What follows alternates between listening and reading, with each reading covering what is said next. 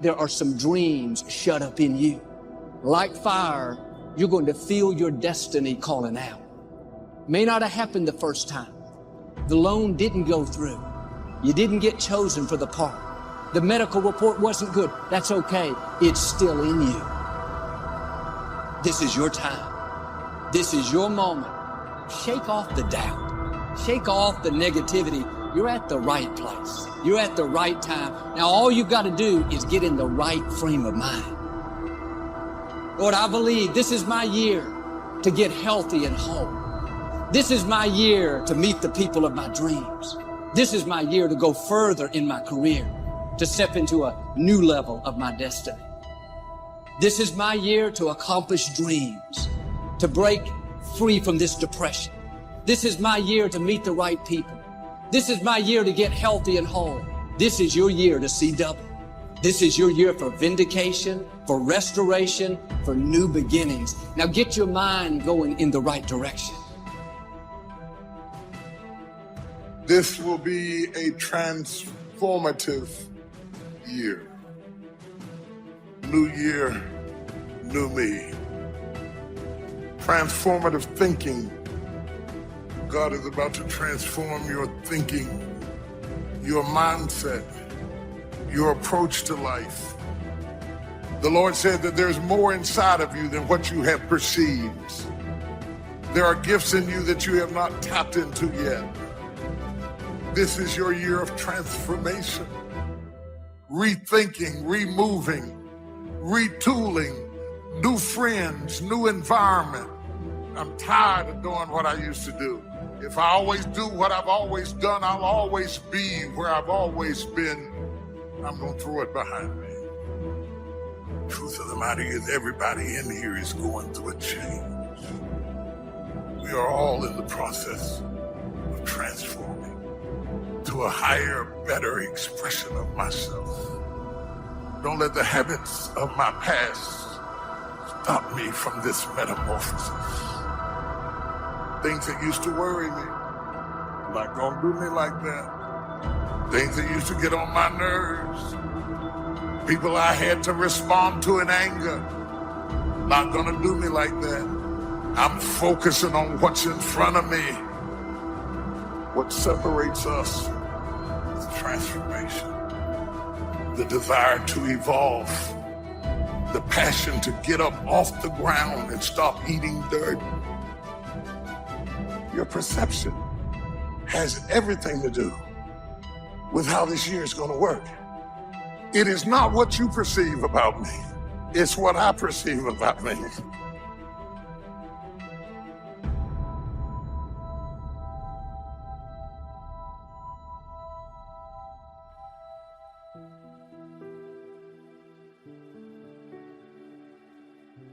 It is because of the uniqueness of the challenges that confront you are so unique to you that you feel like I'm up against it all by myself.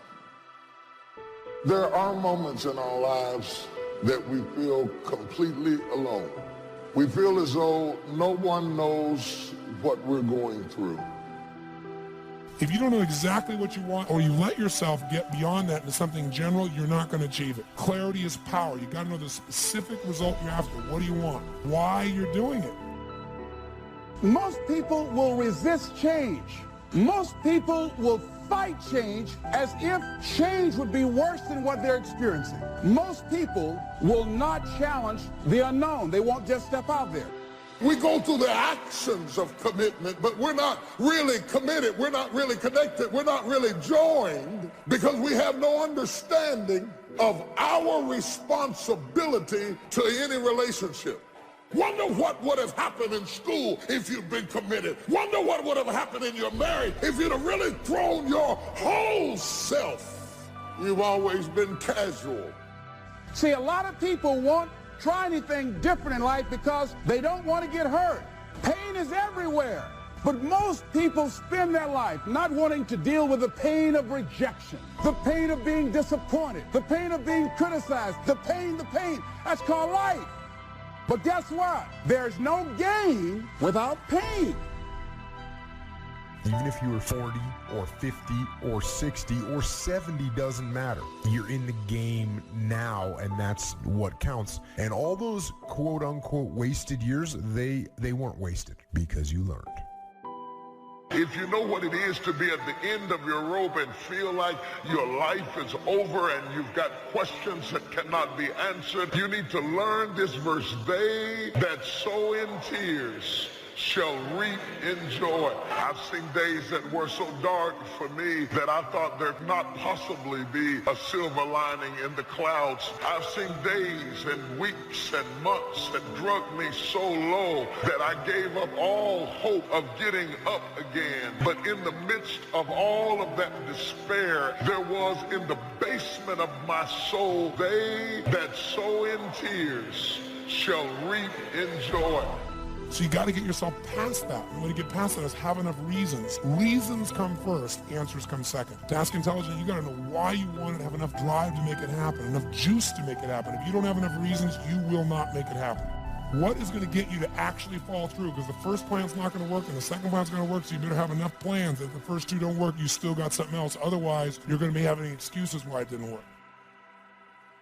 What do you do when something is missing out of your life and the things that replaced it do not compensate for what you lost? What do you do when you tried and failed and you want to quit? Because trying again means hurting again, means risking again, means believing again, means hoping again. You will be wounded many times in your life. You'll make mistakes. But I have learned that failure is really God's way of saying, excuse me, you're moving in the wrong direction. Other than death, all failure is psychological. Does not mean that you won't lose some battles, because you will. But it does mean that as long as you don't surrender, as long as you don't give up, then you haven't failed. If you get beat, unless you're dead, you are not defeated, and you have not failed. What you've done is you've learned. So get up and go get after it.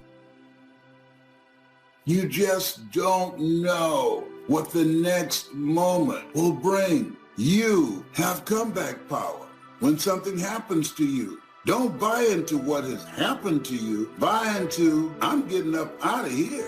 I'm going to change this situation. This is no time to do something stupid, like hurt yourself. No.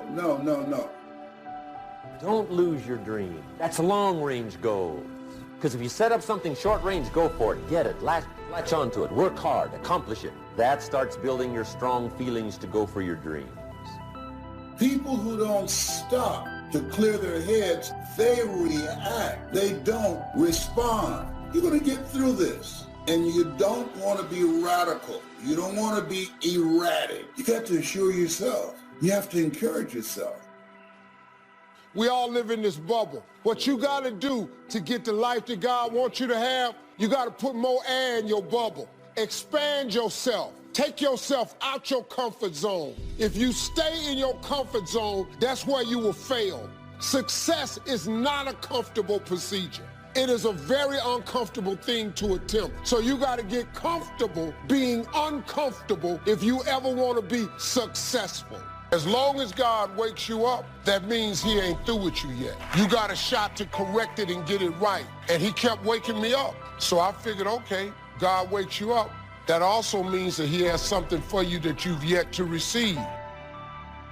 You have to have a lot of passion for what you're doing because it's so hard that if you don't, any rational person would give up. It's really hard, and you have to do it over a sustained period of time. So if you don't love it, you're going to give up. And that's what happens to most people, actually. The ones that are successful loved what they did so they could persevere, when it got really tough. And the ones that didn't love it quit. So it's a lot of hard work, and it's a lot of worrying constantly. So you got to love it. You got to have passion. If you think ordinary's cool, ain't no problem. It's some really wonderful ordinary people. But here's the fact. All of you have extraordinary capabilities. All of you. You have to decide if you are willing to do the things to put you in that category. Rich people don't sleep 8 hours a day. He who loves to sleep and the folding of hands, poverty will set upon you like a thief in the night. better have a valued goal, because otherwise you can't get any positive motivation. And so the more valuable the goal, the more the micro processes associated with that goal start to take on a positive charge. Well, you get up in the morning and you're excited about the day. You're ready to go. What you do is you specify your long-term ideal. You want to specify goals that make you say, if that could happen as a consequence of my efforts, it would clearly be worthwhile. The question always is, why do something? It's easy to get faked out by being busy. Guy comes home at night all exhausted, falls in the chair and says, oh, I've been going. Here's the big question. Doing what? It's not the going. Some people are going, and they're doing figure eights. So don't mistake movement for achievement. The next question might be, well, where should you look for worthwhile things? You need a family, you need friends. Like, you don't need to have all these things, but you better have most of them. Family, friends, career, educational goals, etc. You know, that's what life is about. And if you don't have any of those things, then all you've got left is misery and suffering. So that's a bad deal for you. If you can't be good company to yourself, you can't be good company with anybody else. I heard a song called I'm Lonely Whenever You Are Around. Have you ever had that kind of experience? Yes, you have. You could be lonely in the middle of a crowd, alone in your thoughts, people surrounding you, and you're lonely because you have a different kind of mindset.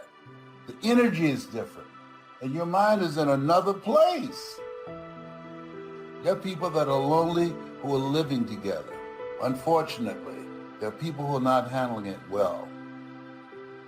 Don't just focus on how dramatic the change is. Focus on the area that's beneficial to you. Focus on what is it that you have going for you to negotiate the change. And so in this time where we are, that everybody would recognize that dramatic change has taken place. And many people are stressed out. Many people are frightened. Many people are confused and don't have a clue on what to do and feel overwhelmed. And so say to yourself, I am free to create a new life for myself. I'm aware of the fact that I have the ability to make my life recession-proof. Right now, I am my boss. Who it is that you're trying to be, you aim at that, and then you use everything you learn as a means of building that person that you want to be. And that's fine, except you'll fail all the time then. You just won't know it until you've failed so badly that you're done. And that can easily happen by the time you're 40. I would recommend that you don't let that happen. Okay, so once you get your goal structure set up, you think, okay, if I could have this life, looks like that might be worth living. Anxiety-provoking and threatening, and there's going to be some suffering and loss involved and all of that. The goal is to have a vision for your life. Then you turn down to the micro routines. It's like, okay, well, this is what I'm aiming for. How does that instantiate itself day to day, week to week, month to month?